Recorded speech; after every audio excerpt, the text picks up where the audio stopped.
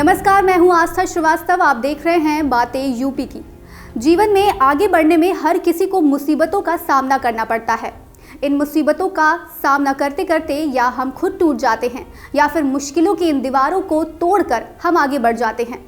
लेकिन ये मुश्किलें और बढ़ जाती हैं जब आप और आपके लक्ष्य के बीच समाज दीवार बनकर खड़ा हो, और ये दीवार आपके लिए और बड़ी हो जाती है जब मुद्दा लैंगिक पहचान का हो।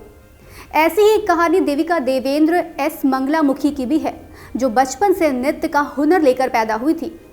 हाल ही में एक कार्यक्रम की प्रस्तुति के लिए वो लखनऊ आई थी। भारत की पहली ट्रांसजेंडर नृत्यांगना देविका देवेंद्र का जन्म राजस्थान के धौलपुर इलाके में आर्मी के सूबेदार के घर पर हुआ। बेटे के जन्म पर परिवार के सदस्यों की छाती गर्व से चौड़ी हो गई थी और नाम रखा गया देवेंद्र। शुरुआत के 7-8 सालों में जेंडर पहचान से बेखबर देवेंद्र को फैमिली से अनकंडीशनल लव मिला।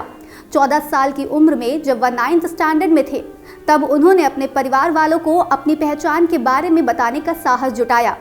पर मां से मिली डांट और परिवार से मिले तिरस्कार के बाद देवेंद्र ने घर छोड़ दिया और अवसरों की तलाश में दिल्ली पहुंच गए। दिल्ली में उन्हें एक ट्रांसजेंडर महिला के समूह द्वारा पहचाना गया, जो जीविका के लिए पैसे मांगती थी। समूह की ओर से उन्हें आश्वासन दिया गया कि उन्हें बुनियादी सुविधाएं मुहैया कराई जाएंगी। इस दौरान वे देवेंद्र से देविका देवेंद्र बन गई। वे रेलवे स्टेशन, ट्रैफिक सिग्नल और अन्य सार्वजनिक स्थानों पर डांस स्टेप करती और भीख मांगती थी। इसी बीच साल 2007 में उनके नृत्य के हुनर को देख मशहूर नृत्यांगना कपिला राज ने उन्हें डांस सीखने के लिए लखनऊ आने को कहा, पर देविका ने उनके इस ऑफर को उस वक्त रिजेक्ट कर दिया था। हालांकि साल 2009 और 2014 के बीच उन्होंने कपिला राज की कार्यशाला में कथक की ट्रेनिंग ली। देविका यहाँ पूरा दिन अभ्यास करती और प्रस्तुतियों में प्रदर्शन भी करती थी। देविका एक मेधावी छात्र थी, इसलिए उन्होंने कथक के साथ साथ अपनी पढ़ाई को भी जारी रखा। उन्होंने साइंस में ग्रेजुएशन किया और दिल्ली विश्वविद्यालय से इंग्लिश लिटरेचर सेवा पोस्ट ग्रेजुएट हो गई। इसके साथ ही देविका ने एक गैर सरकारी संगठन के साथ मिलकर समाज के लिए भी काम करना शुरू कर दिया। उनके नाम ने उस वक्त पहचान बनाना शुरू किया जब उन्होंने दिल्ली विश्वविद्यालय कैंपस से post doctorate in English literature करने वाली पहली ट्रांसजेंडर का रिकॉर्ड हासिल किया। इसके बाद मानो उनके हौसले आसमान छूने लगे। उन्होंने नेशनल और इंटरनेशनल लेवल पर कई मंचों पर कथक की परफॉर्मेंस दी। उनके काम को पहचान मिलने लगी और वे राष्ट्रीय मीरा सम्मान पाने वाली पहली ट्रांसजेंडर कथक नृत्यांगना बन गई।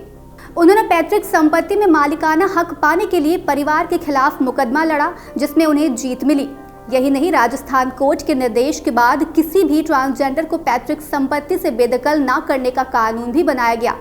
वे आज Uttar Pradesh transgender welfare board की स्टेट एग्जीक्यूटिव मेंबर भी हैं। इसके साथ ही देविका जीवन यापन के लिए नृत्य प्रदर्शन किया करती हैं, विशेष रूप से लखनऊ घराना के लिए। लखनऊ घराना को कथक नृत्य शैली का एक प्रमुख घराना माना जाता है। कथक नृत्य जो उत्तर भारत का एकमात्र शास्त्रीय नृत्य है, जिसकी शुरुआत प्राचीन काल में कथावाचक यानी स्टोरी टेलर से हुई। समय के साथ इसमें बदलाव हुए और इसे और एंटरटेनिंग बनाने का प्रयास किया गया। धीरे धीरे इसमें शास्त्रीय नृत्य शैली कथक को भी शामिल कर लिया गया। समय के साथ इसी शैली के कई घराने बनाए गए, जिसमें लखनऊ घराना ने अपनी एक अलग पहचान बनाई। जानकारी के लिए बता दें कि लखनऊ घराना तबले की 6 मुख्य घरानों या शैलियों में से एक है और इसे पूरब घराना के नाम से भी जाना जाता है। इसकी शुरुआत लखनऊ के नवाब वाजिद अली शाह के दरबार से हुई। वर्तमान समय में पंडित बिरजू महाराज इस घराने के प्रतिनिधि माने जाते हैं। आपको ये खबर कैसी लगी, हमें कमेंट बॉक्स में ज़रूर बताएं। हम फिर मिलेंगे एक नए एपिसोड के साथ। तब तक के लिए देखते रहिए बातें यूपी की।